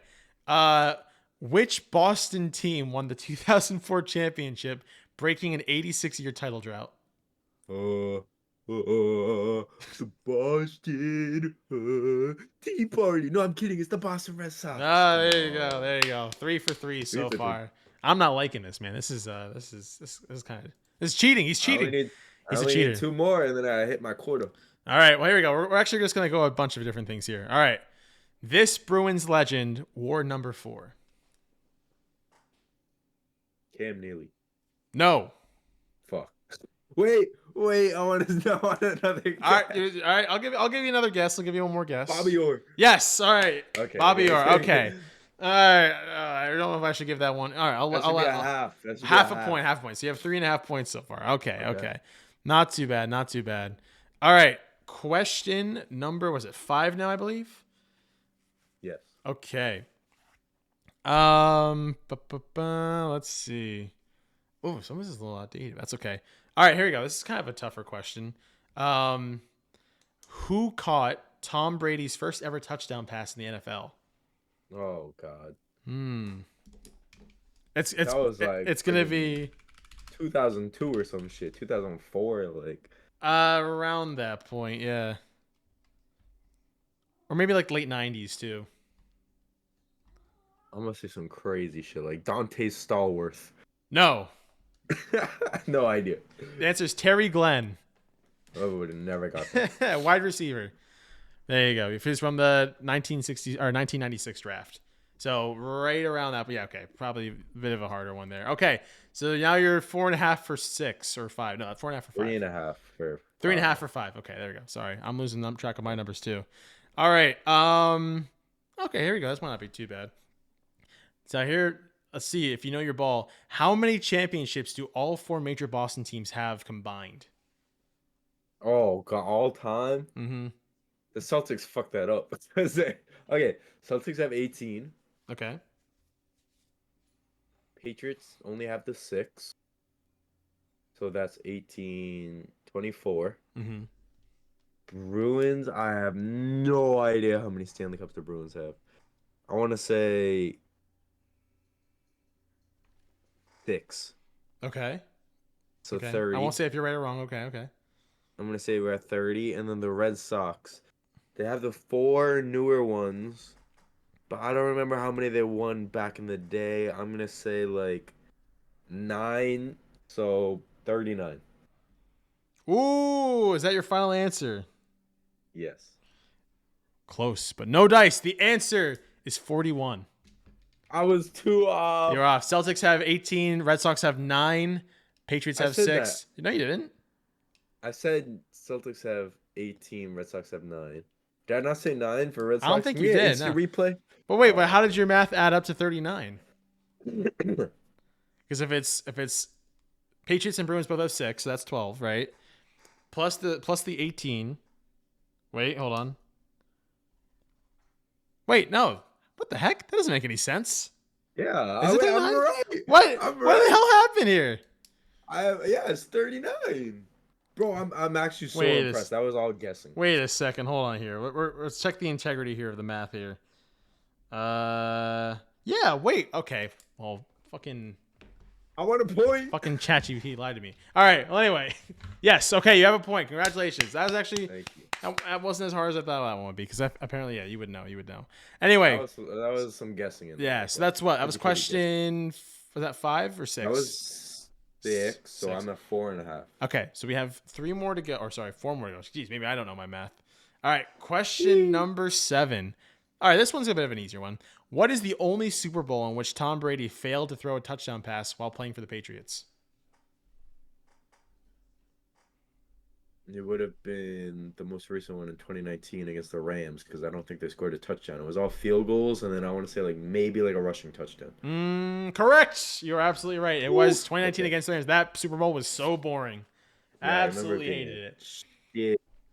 So bad because it couldn't top the previous years when the Philadelphia Eagles won. I think you meant to say the 28-3 Falcons. Which is crazy. Which is inadvertently, if my sources are correct, I'm pretty. No, that would have stopped your three-peat, I think, right? Or am I tripping? No. I think I'm wrong because I don't think that is 3. It would have stopped the repeat though.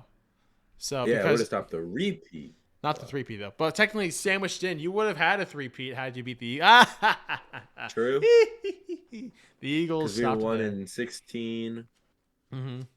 No, you didn't win in 16. No, that was the Broncos, no. right?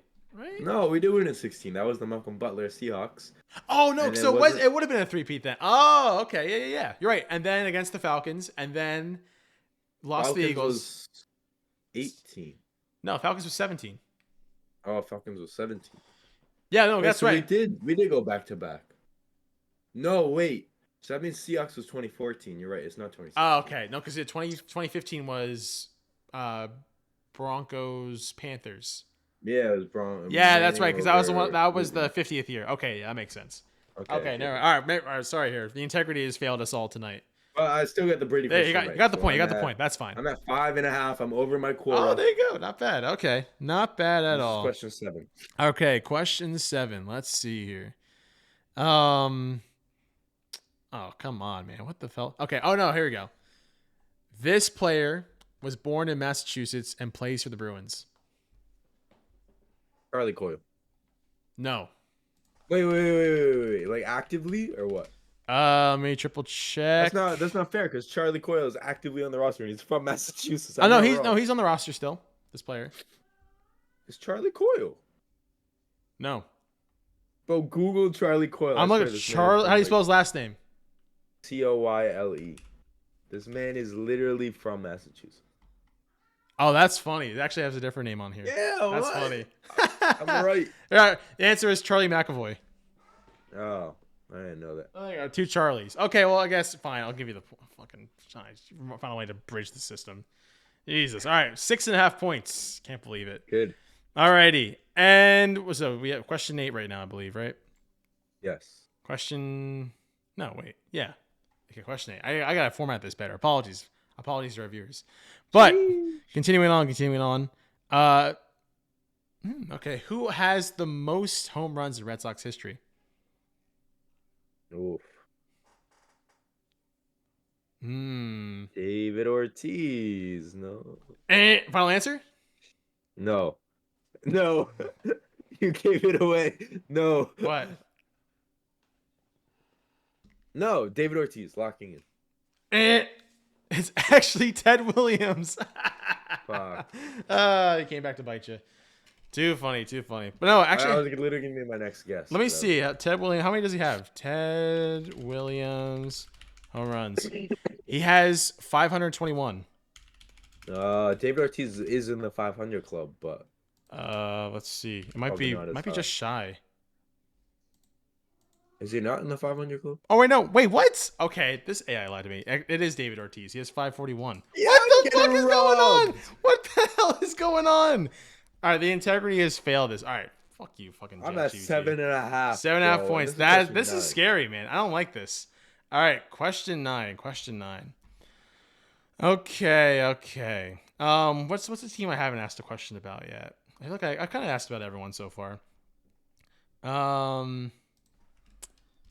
Let's see. Give me one. I really wish I had music for this, but it's okay. Too bad.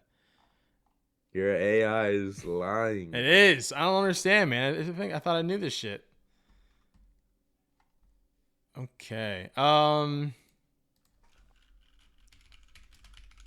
make sure this is confirmed. I just gotta check the source. I gotta make sure it's right now.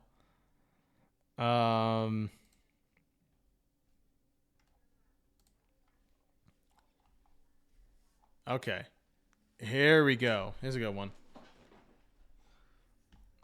Oh wait, this is stupid. Okay, we're gonna get really technical here.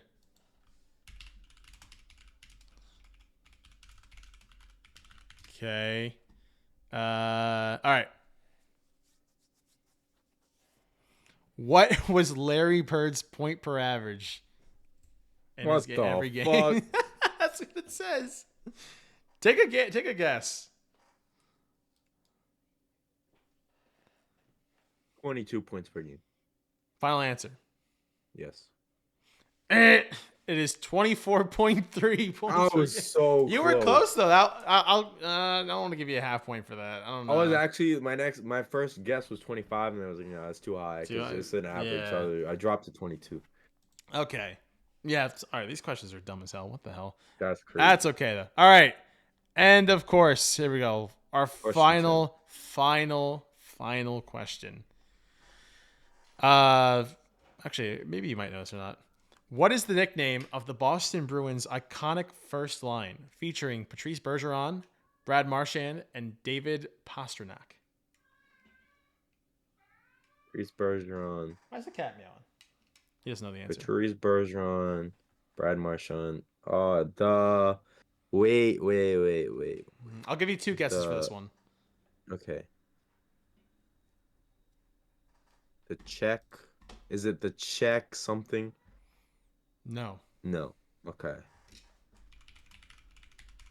One more guess.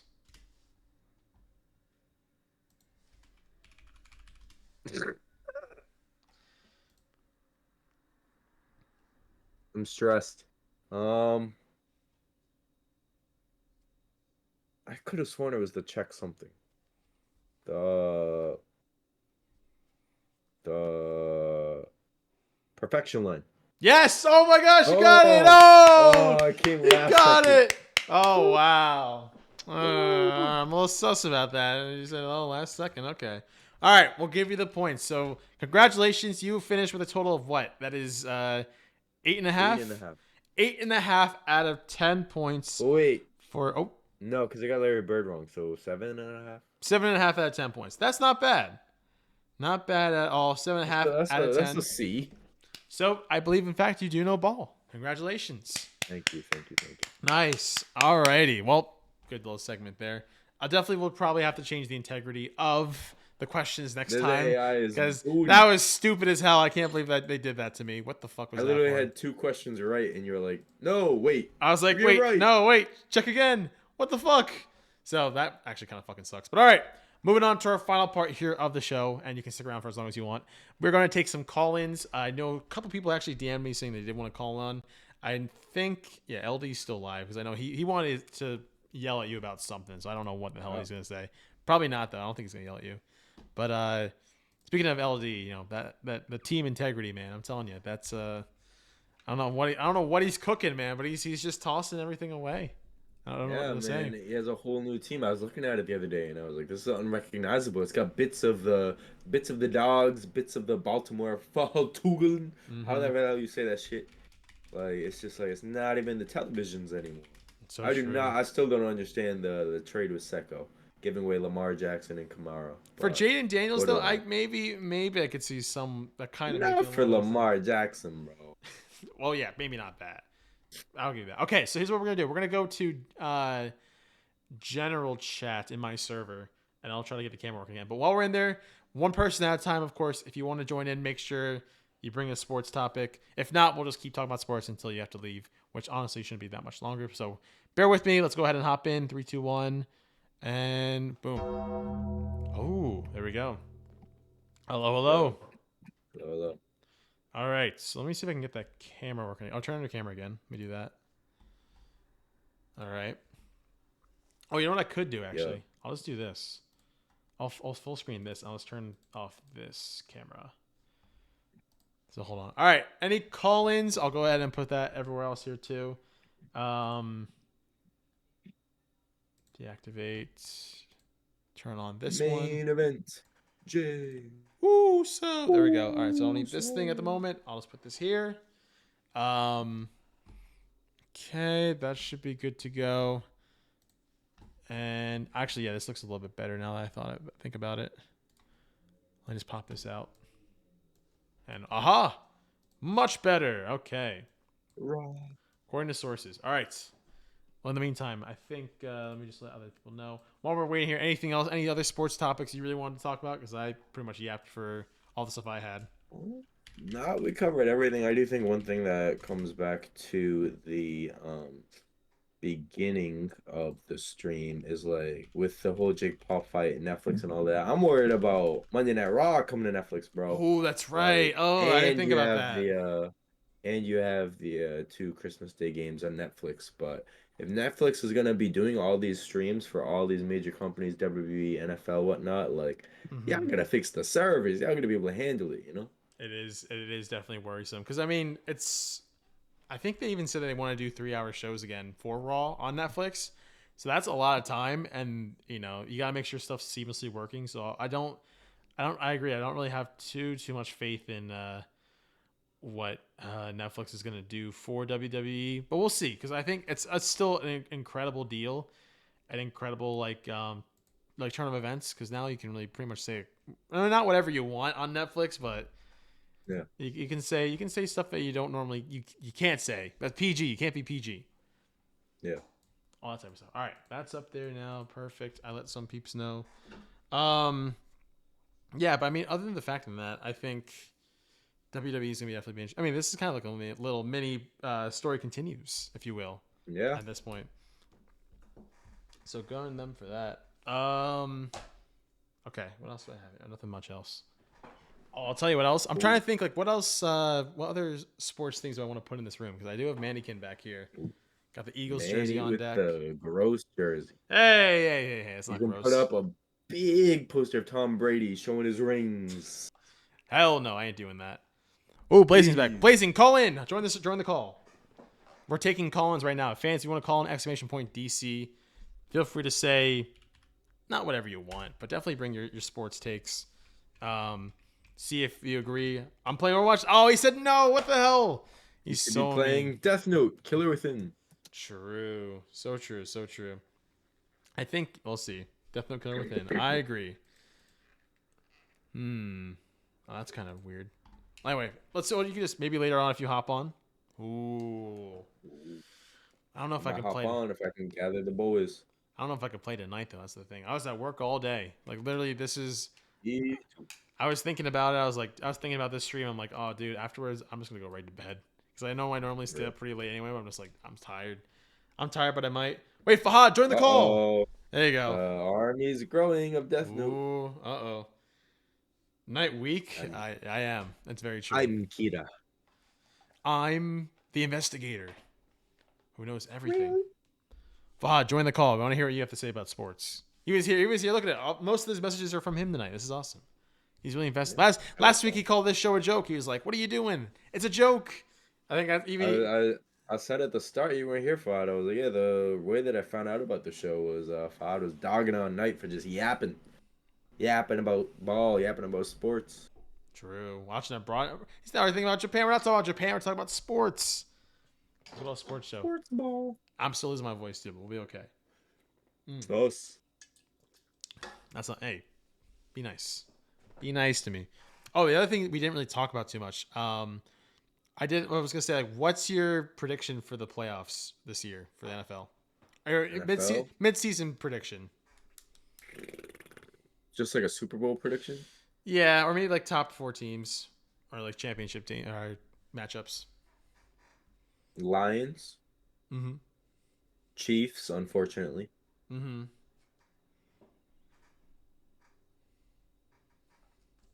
I'll give it to you. I'll say Eagles, Yay! just No. because of Saquon. Mm-hmm. And I think Lamar gets back. I would like to see the Ravens Lions Super Bowl we were robbed of last year. That would Mm-hmm. be cool if we get it this year. But with my luck, it's gonna friggin' end up being like Chiefs Eagles or something with one of my like. That's just how it is, you know. Yeah. Nah, that's fair to say. He couldn't save them. It was such an upset. I was so mad.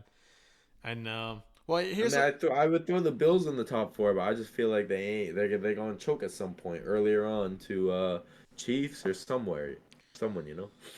well, I mean, what last year they played the Texans and then they beat them and then they played the Chiefs at home and lost. So that was definitely a sad sight to So see. I'm sure I sent Fahad plenty of pictures of Josh Allen, where he has his head down, the thing. Walking off the Bills field eliminated. from playoff contention. I was talking with LD about it earlier. I said during the fantasy football playoffs, we should have like graphics made of like us when we get eliminated or Eliminated. something. Yeah, From Night that'd Sky be great. eliminated from playoff contention, and it's just me That'd with be like great. me on the bed with the head tremors. I'm just sitting there like crying, something When like that. Fahad gets eliminated, it's just him. Uh-oh. Oh, speaking of A which, Colin. a call in. He's here. Hello, hello, caller. You're live. This caller have a mic. Yeah. Ew, stop that fucking cough. Yeah, so I saw you in classroom using the Death Note. You're Kira. Oh, we got you there. Oh, All right, shit. caller. Welcome to the roundtable replay. Glad you're here. Where are you calling from? Oh, he's gone. Never mind. He's back. Never mind. I hit the disconnect. Just Nice. says, yeah, fuck you. Yeah, good job. Oh, where you calling from, caller? Home. Nice. Well, great to have you here on the show. Of course, you've been watching a little bit. Go ahead. What do you got for us?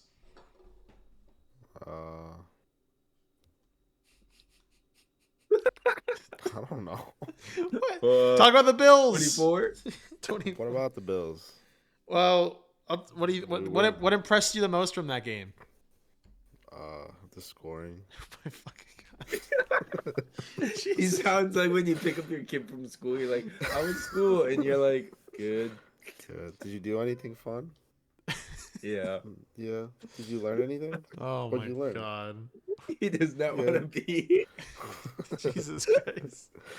Oh, all right, fine. Let me ask you this then: Is Josh Allen an MVP candidate in your eyes? I think he is now. I think he's learning, especially from those past like 2-3 years. Mm-hmm. I think he's still got room to grow, especially with his throws. Like, say what you will about like Mahomes, but he throws those freaking lines like crazy. I mean, like Allen does it too, but I don't know. Mahomes, he has that. Yeah, like I guess that aura. Like he throws it and it goes where he wants it to, even if it's far down the line. Yeah.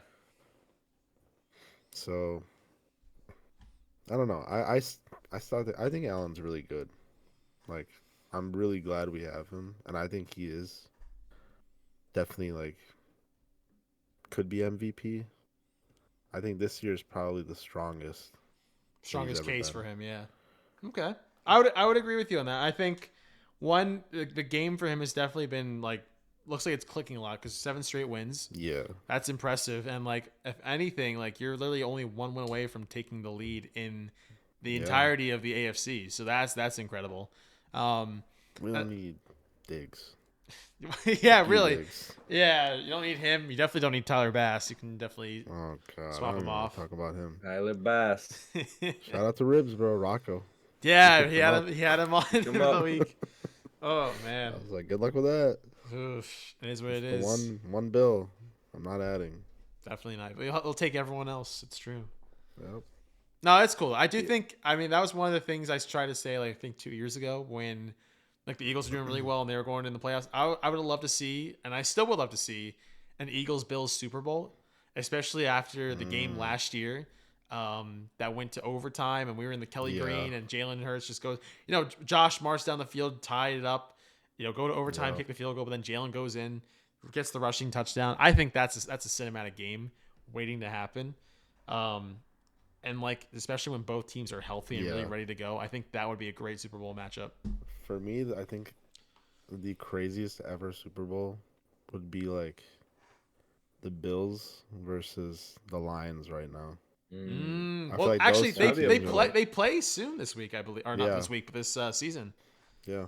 Oh, that's what I'm really wondering, because the Lions are in this spot. They're just out for blood, man. They don't care. They're just running through everyone. Mm-hmm. And they I'm on Raw.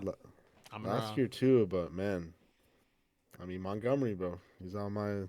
Even Montgomery, he's always there. Never trade him away. Won't trade him away.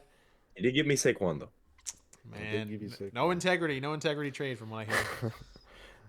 Because the Knights never gonna get it. It's in the clause, in the trade clause. You can't do that. No integrity. Like this is unfair because he's the commissioner and he's the one that allowing these trades.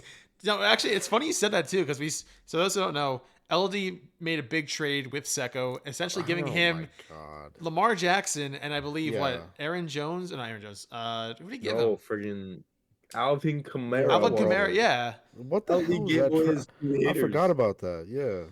And in return gets Jade. Well, here's what I think. He got Jaden Daniels back, who's definitely a promise. He got Chuba Hubbard, who is definitely but Jonathan Brooks is coming back. Yeah, exactly. So Chuba's about to fall off. Secco knows what he's doing, bro. Manipulative. And Devontae Adams. Secco told me Devontae Adams and Lamar Jackson. Sources told me he gave him Devontae Adams for free. He said he just want to toss him in there. All right, man. Well, GG's LD. Welcome to the losing streak. I don't know, man. I really don't know. I'll see. Maybe LD's cooking. He could be. He could be. I think Matt disagrees because I think. Well, one, I'll say this. I will say this about your team here, Matt.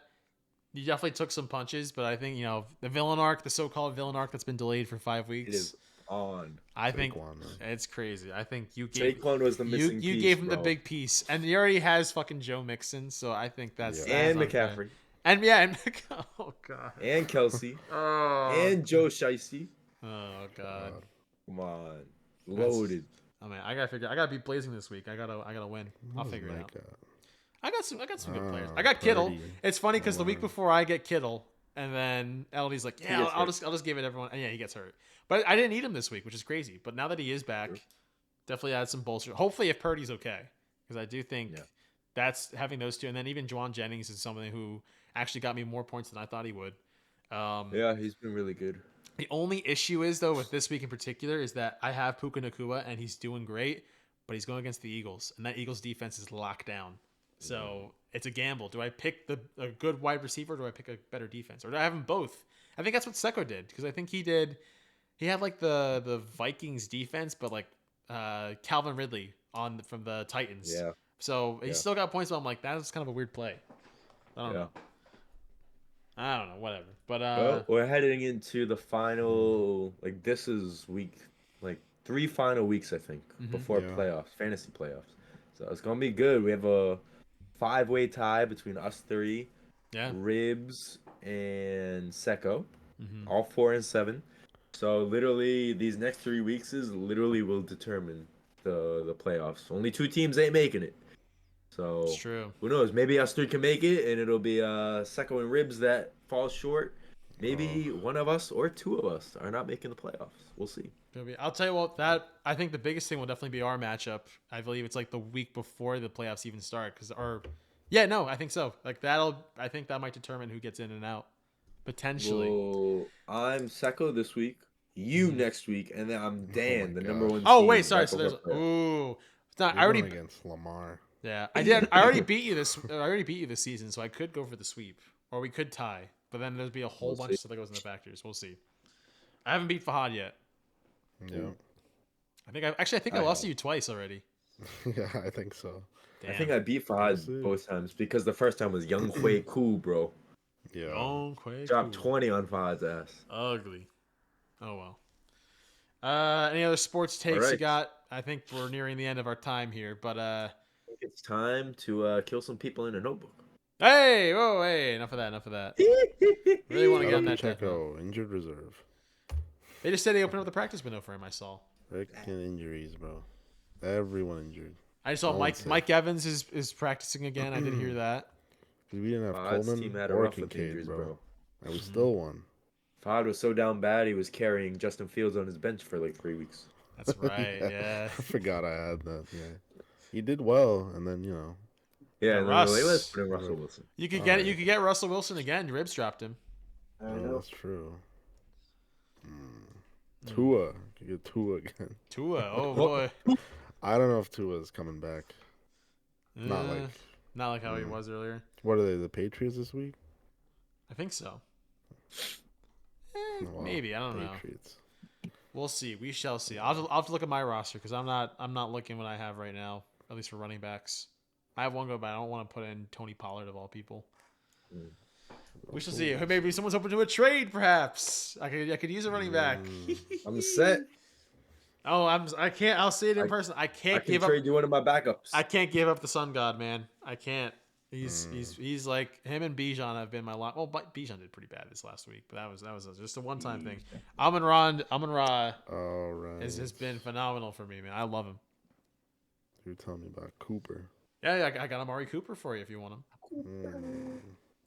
Could do it. Build a whole roster of Bills. Because what do I got right now? Eckler. Najee. You trade me, DJ Moore. I'll give you Nick Chubb or Etienne. Yeah, not Etienne. Get out of here, bro. All right, Nick Chubb. I'll take Kelsey. No, I don't need Kelsey. Fuck no. I'm trying to just trade bench warmers, bro.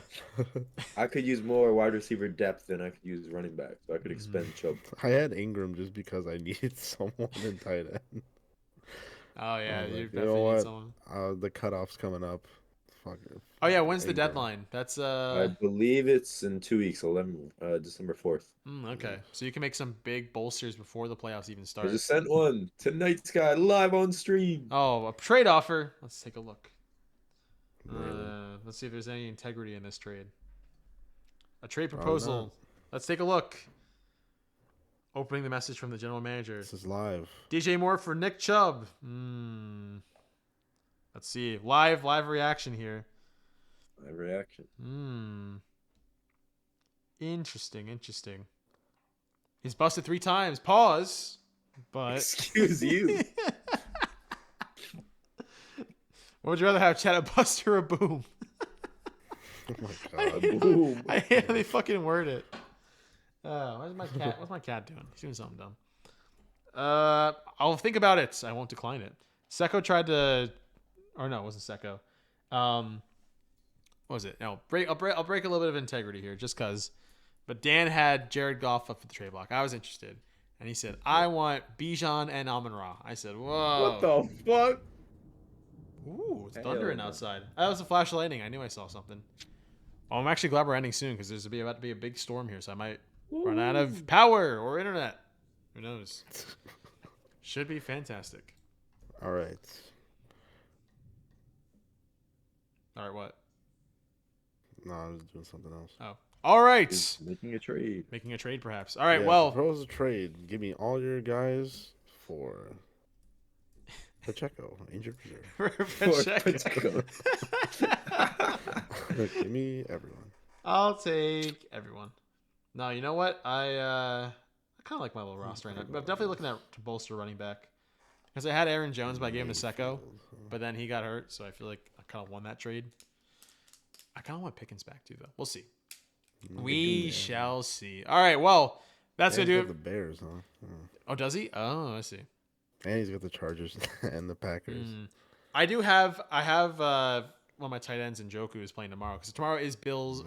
Tomorrow's Browns Steelers. Nice. Congratulations on the win, Steelers.